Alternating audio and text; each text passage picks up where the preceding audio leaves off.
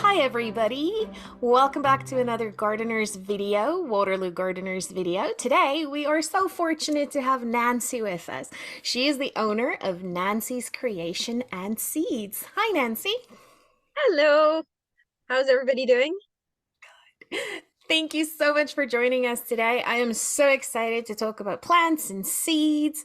Now, before we get started, please tell us a bit about yourself and your business. Um, so I specialize in urban gardening. So my business is an attempt to try and help people to be able to access food, the fresh food, even when they might not live in the most opportune locations to grow their own food. So I grow seeds that work well in the city for the most part. Um, and I also sell crafts that I make that are upcycled or reusable. Oh, that sounds amazing. I love that initiative. That is so great.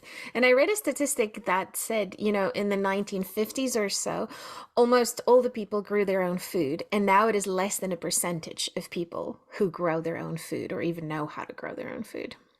Yeah, and the thing is it's so good for the mental health on top of just even knowing where your food comes from. And right now, food prices are skyrocketing, and people can't afford to feed themselves.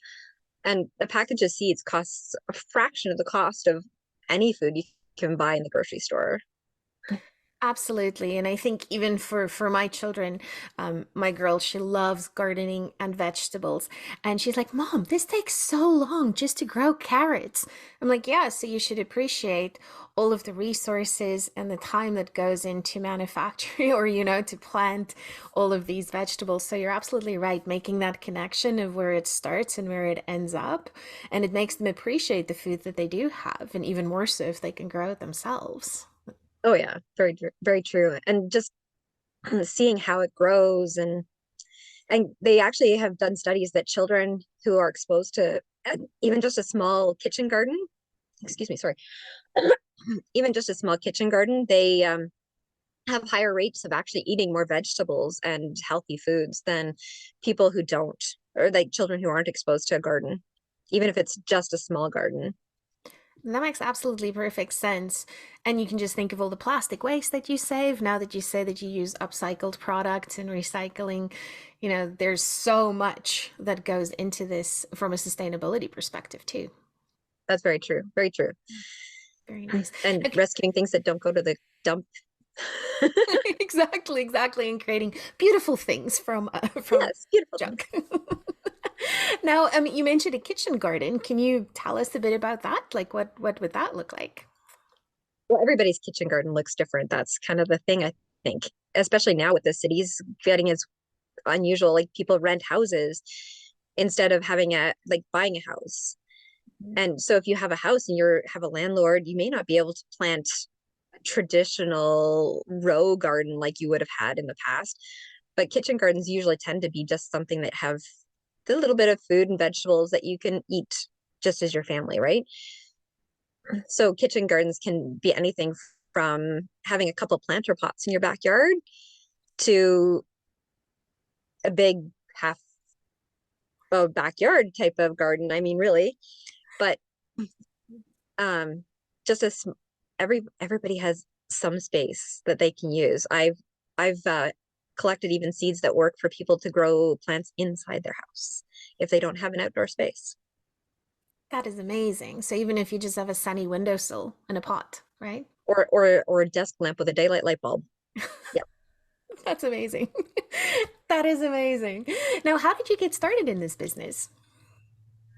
When I was a kid, my neighbor was from Netherlands, and that he was totally into gardening. He had his entire half of his backyard was a the most gorgeous vegetable garden you've ever seen.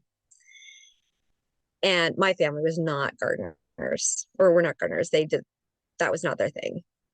But I always loved going over there and watching him garden, helping out, getting fresh vegetables out of the garden because they'd often share them with us and whatever. So it was the best garden. And I swore when I got older, I was going to have a garden just like it. As soon as I got my house, that was what I was going to do. I asked my parents for a garden. We always got this postage stamp size garden. And I had to share it with my two sisters, and it basically had a couple of peas and some beans and not much else. And it was so frustrating. I didn't get to do what I wanted to do with my garden. But when I got older, that was what the plan was. But I never got that house and I never got that yard. So my first place that I had myself was a rented apartment. It was a triplex, so I had a deck with some stairs. And I decided I was getting my garden. So I started buying containers and I started planting in those containers. I learned a lot because at the very beginning, some of the things did not work the way they're supposed to work in the ground. But yes, eventually my little deck became very green. But my frustration was always when I went to the store, you couldn't find a variety of food related plants that would work in a container garden on a back deck. So I did what I could. When I found things, I gathered them, but I was just gardening for me. At the time, I didn't think I was very good at gardening yet. So I just kept going. And then I bought a townhouse and I had a little postage size stamp space plus my containers. And I just kept going and I started getting really good at growing a lot in a very small space. And then when my kid got old enough to go to school, we decided I should work, but my husband's a nurse and has weird hours. So I started my own business.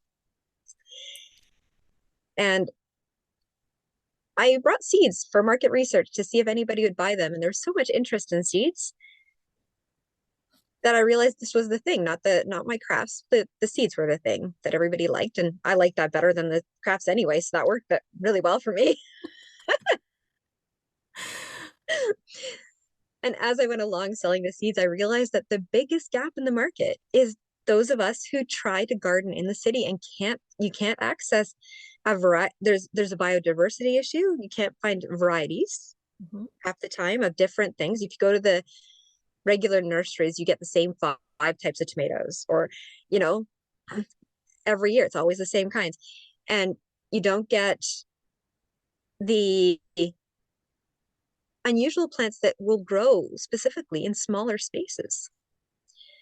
So although because I don't have the space for a nursery, I can't sell the seedlings so easily, but I started selling the seeds to allow people to be able to grow things in really awkward spaces. And that's how it got started. That is absolutely fascinating. And I love how you took what you had and made it beautiful. And I think that is something that gardeners can all relate to. It's like you don't necessarily need acreage. Yeah, we would all like acreage and, 100 people helping us build these amazing gardens. But if that's not feasible, especially in urban settings, then do what you can and what you have. And I think that is so inspirational, Nancy. That is so inspirational. And I actually bought some of your seeds and they're amazing. They're so amazing. I'm still waiting for my chamomile, but they're awesome. Now, The what are chamomile sometimes has a mind of its own. yeah, it's like lavender. It either works or it doesn't. Oh no, chamomile is the other than lavender, but chamomile sometimes comes up.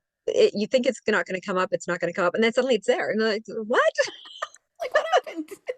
Well, I'm looking forward to it. I shall post updates. Sounds Now, good. now, what are some of your favorite seeds to grow? Because you mentioned that there's not a lot of variety if you go to traditional outlets for it. So, what are some of your favorite seeds? Some of my favorites. I have a squash called a gold nugget squash that it doesn't vine like a regular squash. It grows kind of more like a zucchini. So you can grow it in a pot. That's fantastic. Isn't that amazing? Okay. And I also have a cucamelon. I sell cucamelon seeds, which are so cute. They're so little. They look like mini watermelon, but they taste more like a cucumber with a little bit of a lime flavor. But they're so awesome for people who like cucumbers, but live like say in an apartment where they don't have space for that much vining. Because these plants they still produce a huge number of cucamelons off of one or two plants. Yeah, they can produce quite a bit. But the plants are so much smaller and you just need like you still need a trellis or something for them to cascade over top of, but they produce so much for such a small plant. And you get so yeah, you can even make pickles out of them. I made dill pickles out of them. They taste really good. Like baby little Maybe cucamelondils. little I love cucumber that. and dill pickles. That sounds so fantastic. Oh my goodness. Now, what are some of the hardest plants to grow from seed? The hardest plants to grow up a seed are native plants usually